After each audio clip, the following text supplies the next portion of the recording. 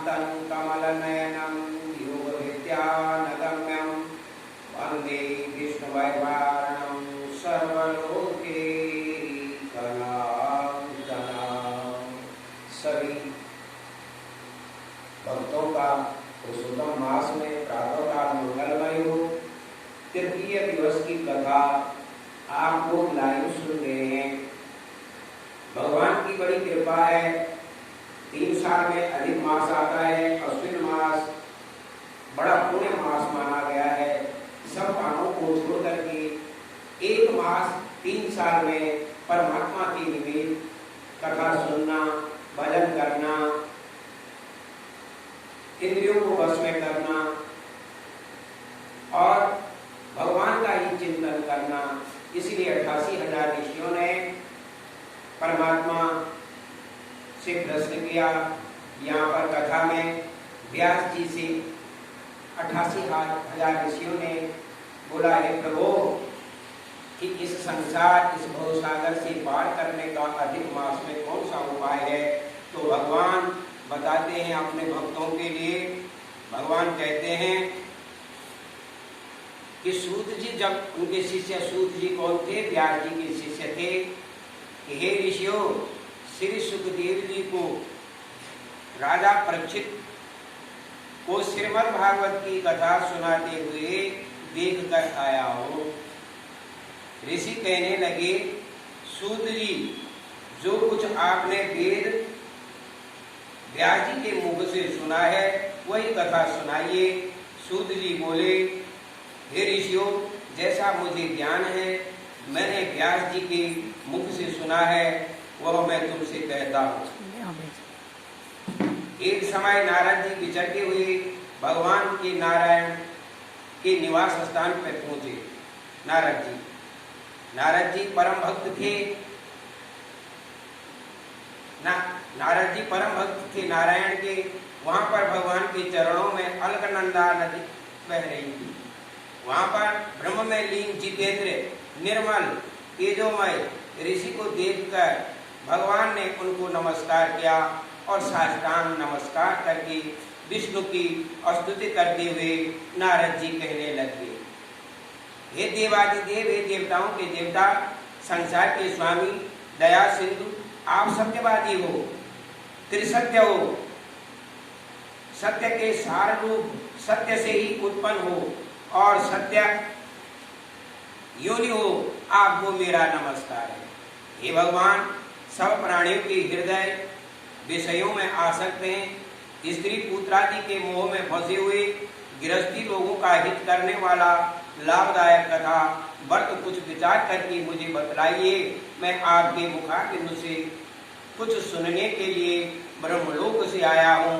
नारद जी के ऐसे वचनों को सुनकर भगवान हंसकर नारद जी से कहने लगे, हे नारद, भगवान कृष्णा जी की पुण्य कथा को सुनो। भगवान कृष्णा जी की पुण्य कथा को सुनो। ये तात जगत के विधाता और उसको एक पल मात्र में नाश करने, भगवान की कथा को सुनो जो सारे पापों को नाश करने वाले, उनके कर्मों को कहने वाला पृथ्वी पर कौन सार्थक है। ये नारद, ऐसे भार युक्त कथा भी तुम जानते हो, परंतु तुम भी दरिद्रता को हरने वाले, यश और श्रेष्ठ पुत्रों को देने वाला, मोक्ष देने वाला, शीघ्र सेवन योग्य ऐसे अद्भुत पुरुषोत्तम मास का माध्यम को कहता हूँ। नारद कहने लगे, हे प्रभु, स्वामियों सहित मैंने क्षेत्रादि मास तो सुने हैं, परंतु उनमें पुरुषोत्तम मास नहीं सुना। 12 महीने तो मैंने सुने, चैत्र, बैसाख, जेठ, आषाढ़, श्रावण, भादो, असोज, कार्तिक, मंगशीर, पौष, माघ, फाल्गुन, ये 12 महीने तो सुने, पर पुरुषोत्तम मास कौन सा मास है और यह कैसे हुआ है? हे कृपा निधे, यह सब आप मुझसे कहिए। इस मास का स्वरूप विधान मुझसे कहिए। क्या करना चाहिए? स्नान कैसे करें? दान कैसे करें? जप, पूजा, उपवास आदि के क्या साधन है? इसके अतिरिक्त और भी कोई सार हो, यह बतला दीजिए। सूत जी कहने लगे, हे ऋषियों, नारद जी के ऐसे जनहितकारक वचनों को सुनकर भगवान चंद्रमा के समान शीतल और शांति देने वाले वचन बोले। हे नारद, जो भगवान कृष्ण राजा युधिष्ठिर से कहा वही मैं तुमसे भी कह रहा हूँ। एक समय धर्मराज युधिष्ठिर जुए में दुर्योधन से सब कुछ हार गए तो द्रौपदी को बालों से पकड़कर दुष्ट दुशासन ने खींचा और वस्त्र भी पकड़कर खींचे। कृष्ण भगवान ने रक्षा की। उसके पश्चात युधिष्ठिर राज्य को छोड़कर काम्यक वन को चले गए। वहां पर वन में युधिष्ठिर द्रौपदी आदि बाल बिखरे वन में रहने वाले हाथियों की तरह वन में फलों को खाकर अति दुख को प्राप्त हुए। एक समय देवकी पुत्र कृष्ण भगवान उनको दुखी जानकर काम्यक वन को गए। उस समय युधिष्ठिर श्री कृष्ण भगवान को देखकर ऐसे प्रसन्न हुए मानो देह में प्राण आ गए हो। वे बड़े प्रेम से और हरि के चरण कमलों को नमस्कार किया। द्रौपदी ने भी प्रणाम किया। राजा युधिष्ठिर को दुखी देखकर ऐसे ही द्रौपदी को दुख देखकर कृष्ण भगवान भी अत्यंत दुखी हुए। जब विश्वात्मा भक्त वत्सल भगवान दुर्योधन को भस्म करने के लिए क्रोध किया तो मानो करोड़ों कराल के समान मुख से प्रलयकार की अग्नि उठी हो और दांतों को पीसते हुए मानो त्रिलोक को भस्म कर देंगे। अब अर्जुन भय से कांप उठा। युधिष्ठिर और द्रौपदी तथा दूसरे उपस्थित वृंद हाथ जोड़कर भगवान को प्रसन्न करने के लिए स्तुति करने लगे। अर्जुन कहने लगे, हे कृष्ण, हे जगन्नाथ, हे नाथ, मैं जगत से बाहर नहीं हूँ, फिर आप मेरी रक्षा क्यों नहीं करते हैं? आप तो सारे जगत की रक्षा करने वाले हो। जिनके नेत्र बंद करके ही ब्रह्मा का पतन हो जाता है, जिनके क्रोध से सारा विश्व नाश हो जाता है, कोई भी जीवित नहीं रह सकता है। हे जगतपते, इसे संहार करने वाले क्रोध को दूर कीजिए। आपके क्रोध से संसार में प्रलय हो जाएगी।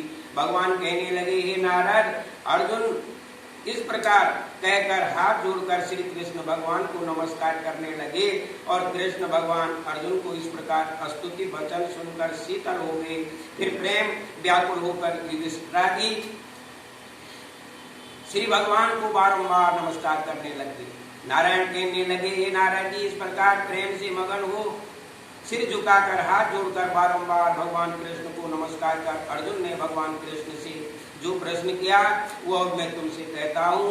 हरि भगवान यह सब सुनकर पांडवों के कारक वचन कहने लगे। कृष्ण कहने लगे, अर्जुन मेरे वचनों को सुनो। आपने जो अपूर्व प्रश्न किया है इस समय में उसका उत्तर देने में समर्थ नहीं। यह गुप्त प्रश्न ऋषियों को भी कठिन है, तो भी हे अर्जुन, मैं तुम्हारी मित्रता और भक्ति से प्रसन्न होकर अत्यंत कठिन उत्तर को क्रम से कहता हूँ, सुनो। हे अर्जुन, एक समय में संयोगवश अधिक मास आया, जो मलमास आया, पुरुषोत्तम मास आया, उसको सब असहाय, निंदक, अपूज्य मलमास नवी की संक्रांति से वर्जित, ऐसा कहते हैं। मल गंदा मास होने से स्पर्श करने योग्य नहीं है, सब कर्मों निंदित हैं। इस प्रकार लोगों के वचन सुनकर वह मलमास कांतिहीन, निरुद्योगी, दुखों से युक्त मेरे पास आया और वैकुंठ में जहाँ पर मैं निवास करता था स्वर्ण के सिंहासन पर बैठे हुए देखकर मुझको दंडवत प्रणाम किया और हाथ जोड़कर नेत्रों से आंसू बहाता हुआ इस प्रकार कहने लगा, श्रीमन नारायण नारायण नारायण, भजमन नारायण